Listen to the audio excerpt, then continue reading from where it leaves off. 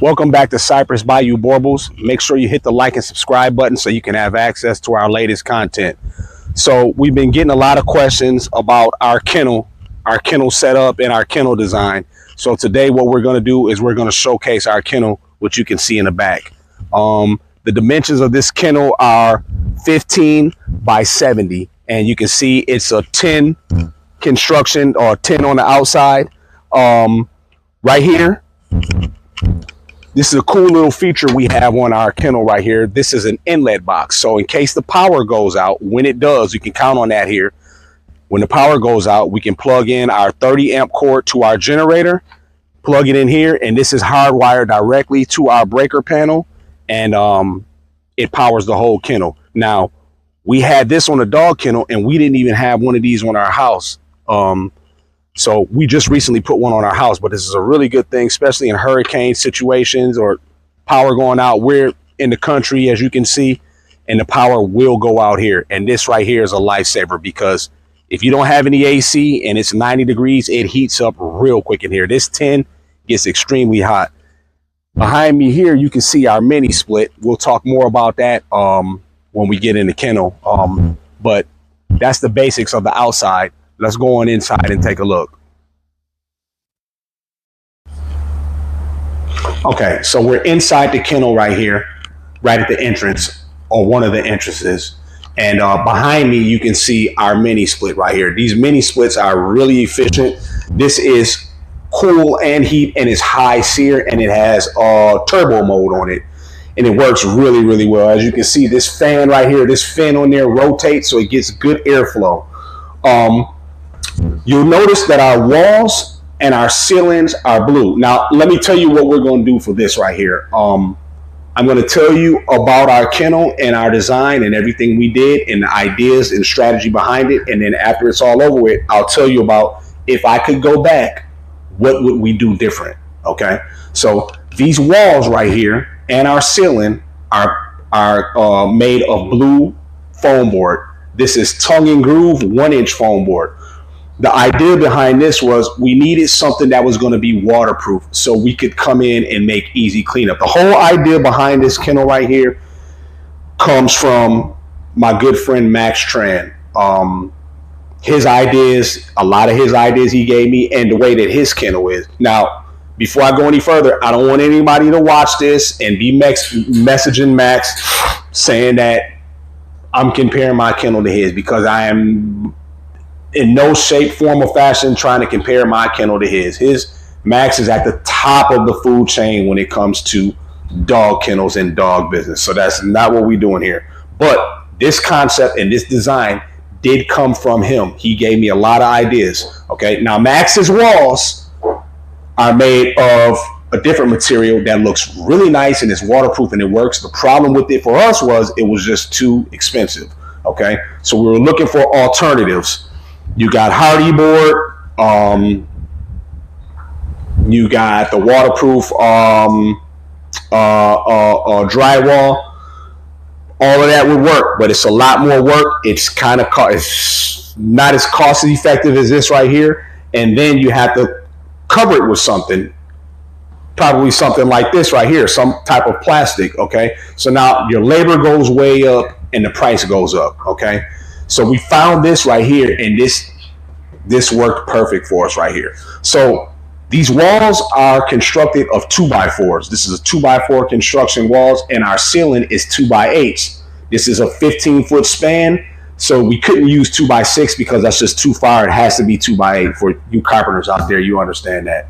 Now in the walls, we have R13 insulation. R13 is the thickest you can get, the highest R value you can get in the walls, being that they're 2x4s. And the ceiling is 8-inch of space, and we have R19 in there. Now, this foam board right here, this 1-inch foam board gives you an extra R value of 5, which also is a plus. Okay, so not only does it give us the waterproof factor, it also gives us an extra R value of 5. You'll see right here, this rack we have hanging right here. This is just a little area for us to hang our broom, our squeegees, our scrub brushes. We have water coming through this kennel on both ends right here. We have outlets, receptacles scattered throughout, kind of in strategic places. That's our breaker panel, of course. This is all our light switches. We got outdoor and indoor lights, and the remote for the mini split is hanging. We got a couple thermometers in here so we can monitor the temperature.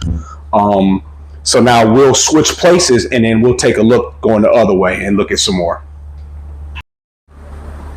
All right, so now looking at it from the other angle, coming in, looking down, the first thing you're going to notice is you'll see that wall right there, okay? And if you remember, I told you this was a 70-foot kennel.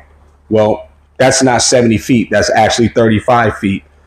That wall right there is the halfway point. Now, at the time of construction, we didn't have enough dogs to fill the whole kennel. And in this dog breeding thing, an important aspect, or an important key to remember is you want to be cost effective. You want to cut costs without cutting corners, you know, and it's a tricky balancing act. Okay, so what we decided to do was just complete half of the kennel. Now the floors are epoxy. The whole slab is epoxy from end to end, but we don't have insulation. We don't have the walls up. We don't have cages. We have electric and we have water on that end, but it's just not finished. So I put that dummy wall up right there, and of course it's insulated. You internet contractors and internet carpenters, y'all don't need to tease me about it. I already see the flaws in it. Again, that is just there as a dummy false wall, just to separate the unfinished part from the finished part. That's the only purpose it serves. It's not cosmetic at all. If you'll notice, if you look down, this floor is sloped. Okay, the floor is on a slope for obvious reasons. Any water gets spilled, or when the dogs pee, it all runs down into the troughs that we have right there, built into the concrete right there. Okay. Now that right there is a key feature because it makes easy cleanup. Just imagine you come in here, you got all the dogs out, and the key is if you can get all of the dogs out, all you have to do is just come in, spray your foamer or spray your cleaning solution, and just spray. You don't have to worry about getting anything wet. It just makes it real easy, because if you got a kennel setup that's not efficient, then the work becomes hard and it becomes discouraging, and now you don't want to do it, and you're cutting corners. You're not cleaning as much as you should. This kennel is cleaned daily, so you know it's not an issue to clean it. You know, I usually, instead of using Kennesaw, every now and then I use the Kennesaw just to make sure bacteria doesn't grow and become immune to something. But for the most part, we'll use Pine Saw, because Pine Saw kills 99.8% of germs. We'll spray everything down with the Pine Saw. I'll scrub the floor with the scrub brush, and then I'll come and rinse everything with the Wizzy Wash. Every breeder should look into getting a Wizzy Wash if you don't already have one. That kills coccidia, parvo, COVID, all kind of bacteria. It basically kills everything, and it eliminates the odor. Be careful, because it will bleach your clothes too if you spray a little bit on you. So yeah, these cages right here are basic Tractor Supply retriever cages right here. This one is a big one right here. This is a full size 5x10. This is where Big Lobo stays. Now, if you'll notice right here, we have these FRP panels up on these cages. This FRP is put up for dogs. We had a female in here at the time that was female aggressive. So naturally, when you're walking dogs out, she's wanting to bark, and now the other dogs are wanting to bark back and forth with them. So we just put the FRP up right here, and this actually serves its purpose, and it works. Yeah, I could have did a better job of making them even. You see this one is a little higher than that one, but it works. FRP here and FRP here. This is Bad Girls Club right here. Now this one right here, we don't really need it on here. We could take it off, but we're gonna leave it up. We got Doja in there, and she doesn't really need that. But this is what that FRP panel is for. Now, right here, you'll see this right here. We have this wood panel in here because we had a situation where we had a dog that was eating through our cages, okay? And what this was a knockout panel like this, right? And there's something about these knockout panels. The dogs go for these. It's a weak point, and they can break through these. The problem with these are, if the dog destroys this, you can't just buy this panel. You have to buy a whole expansion kit. You can't just buy this one little piece. Okay. So now, we didn't know at the time, but a friend of mine, Miss Melinda, came up with an idea, or this is what she does. And I don't know how we didn't think of this, because we live on a ranch. We have cattle panel, and I just went blank and didn't think about it. We went and got some cattle panel, and we lined the cage with cattle panel. Okay. You can connect this with zip ties or some type of metal fastener. This one right here, this cage is fitted with it because we have a dog that we retired, Shasta. She's staying with our program. She'll be with us forever. To the end of time. Just recently, she started going for the knockout panels, and I don't know what got into her with that, because she's just not like that. But she was going for them, and she was busting a hole in them. And so we said, you know what? Let's put this up there. Now, she doesn't even look at this. They're not busting out of this right here. If they do, you got a rabid dog. You got a dog with some other issues going on. If they start getting through this right here. So yeah, thank you. I want to thank Melinda for that right there. I wish we would have known about this earlier. It could have saved us a lot of heartache and headache. All of these dogs right here have dog beds. These dog beds are Kuranda dog beds. Now, in the beginning, we started out with K9 Ballistic. K9 Ballistic, they make a good product, but it's a little bit more flimsy, and it's a little bit more flimsy, and the bed is actually a cloth vinyl. So now it holds dirt, it holds pee, it holds moisture and water, and they're harder to clean. You got to actually scrub them really hard to clean them. These right here, these these Kuranda beds, the frames are a lot more durable. They're round, so that makes them more sturdy. They're aluminum. I can sit on one of these right here. And the bed that they actually lay on is a vinyl, rubber vinyl, so it doesn't absorb anything, and they're really easy to clean. You hang them up, wash them off, spray them off with your sanitizer, and then just let them dry or wipe them dry. Now, the color of this floor right here was we specifically picked this color because we want to be able to see if anybody's bleeding. It just makes it easier for blood or anything foreign to show up, especially if you keep it clean. You know, you can be walking in here and anything on there stands out. It's going to catch your eye and you're going to look at it, especially blood. That's also a main reason why all of our dogs have white water buckets. I like the white water bucket because, again, I can see the quality of the water. Even though we change these waters every other day, some dogs have dirtier mouths than others that we have. I'm pretty sure everybody else. And then we want to make sure there's nothing going on. There's no blood or nothing in the water. So we like the white water bucket. And then it also, you might go 2 or 3 days without changing the water. Now, if you got a red bucket or a blue bucket or a black bucket, you can't really tell what the quality of the water is because the color drowns that out. With the white bucket, you can see it.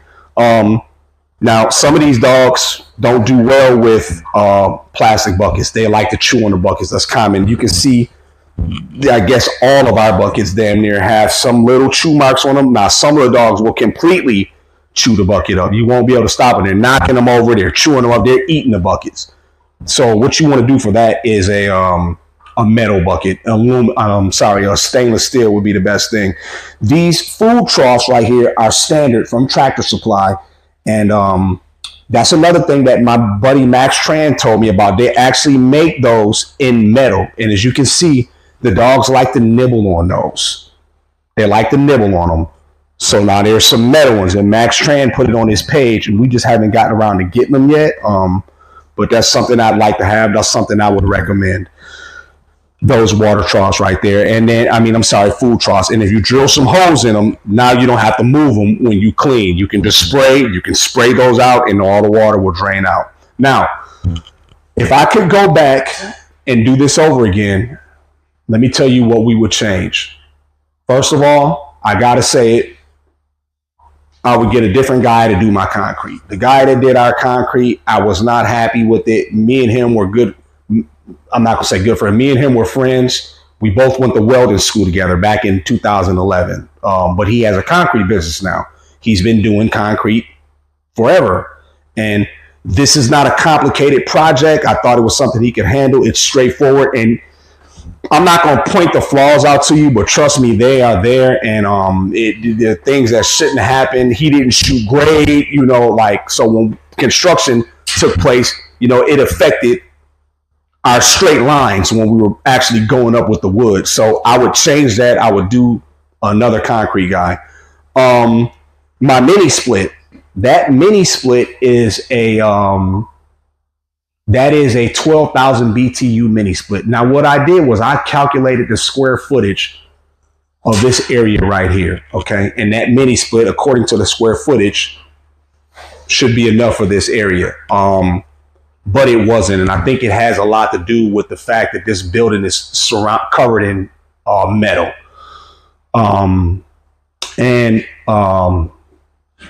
The insulation and the roof that I'll get to. But I would go back, I would go up the next level to an 18,000 BTU unit. That one is a 110 plug-in.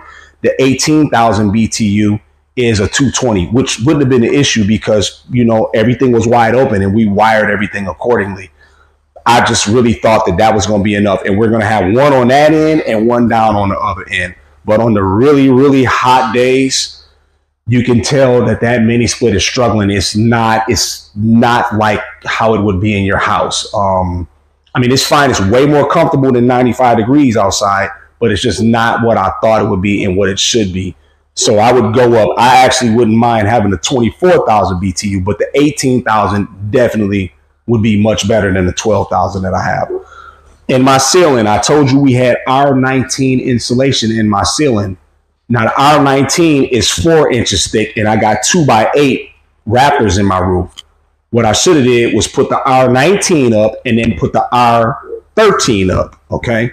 And then, so what would that have gave me? That would have gave me 32. That would have gave me R value of 37 in my roof. Okay. Now on the next half, that's what we're going to do. But if I could go back, I would change that. Now, some people are like, why don't you take it down and do it? Look, I'm not taking all of this down. I got caulk in between the joints. We're not doing all that. It's just something that I'll probably never get over, but it's something that you need to be aware of with construction. And again, this is all based on efficiency and easy cleanup. And like I said, it's easy to clean this up. You come in here, you spray, you scrub, and it's a done deal.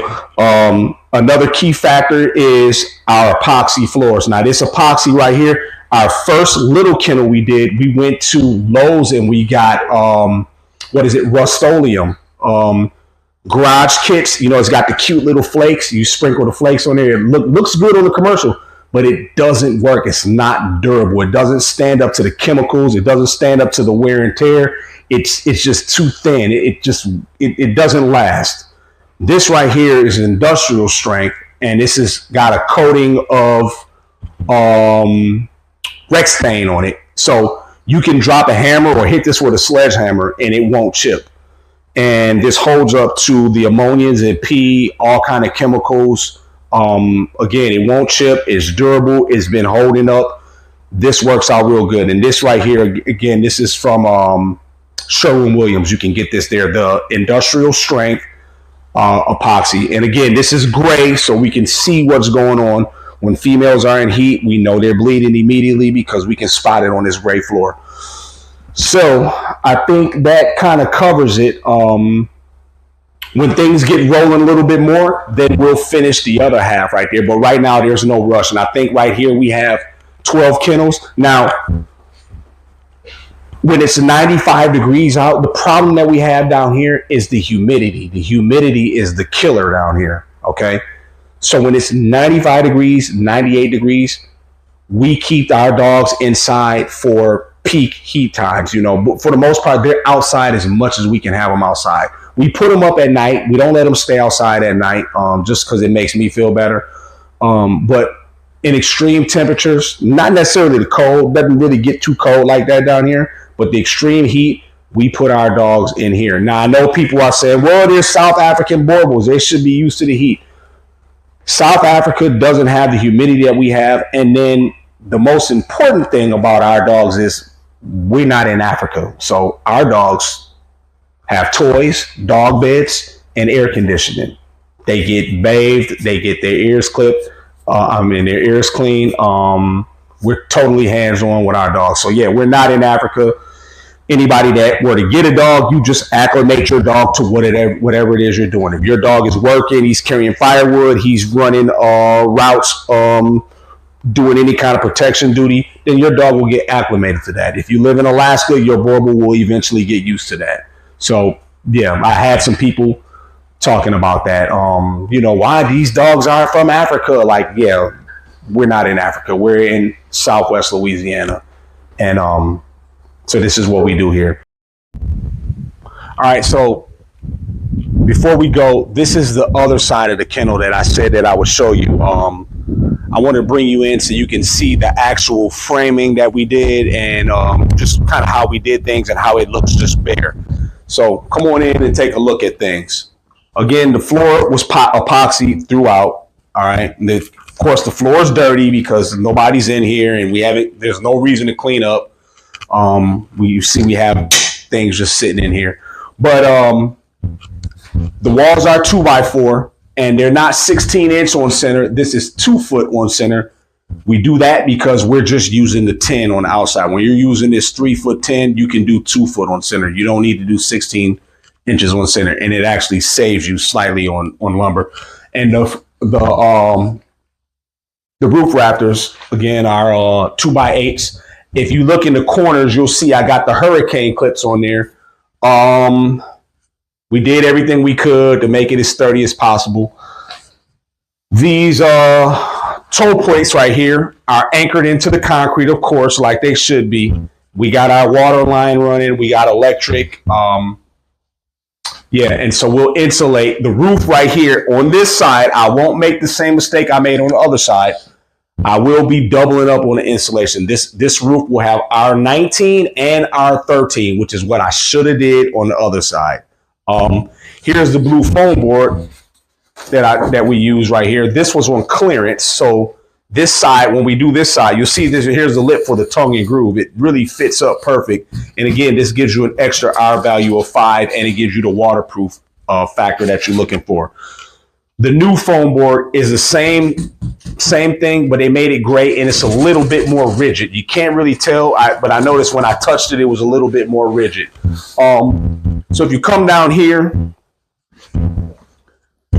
this is our generator that we use right here. This generator is the one standard regular generator, regular size that most people have.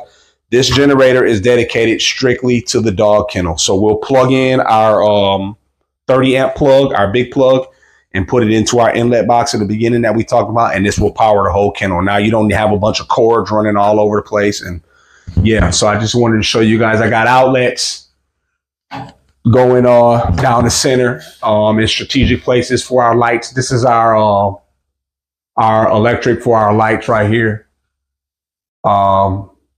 Actually, no, this is for my night lights. I put these outlets are for night lights or whatever else I might need to use. So when I turn the lights out, the night lights come on, so it's not completely dark in here. But this is for our electric, for our LED lights. But if you guys have any ideas, please tell me what you would do. Tell me what you guys would do, what you think I should do, what I should have did different. Let me know. Especially this right here. My wife had this good idea right here. Originally, there was going to be just a regular 36-inch regular entrance door here. But my wife said, why don't you put a garage door up? You know, it'll make it easier to get things in and out. It's easier when you clean. You can open the door and just let it air out. And if, you know, for some reason we decide to not use this as a kennel anymore, we'll have a door this size where we can actually get things in, like this big side-by-side right here. And this is an insulated door. This comes from Lowe's. So you can get this at Lowe's. The problem is with this now is, where do I put my mini split at? Okay. Now I'm not going to lower the garage door. I'm not going to lower the garage door so people can take a look up there. Trust me when I tell you, there's no room up there for the mini split.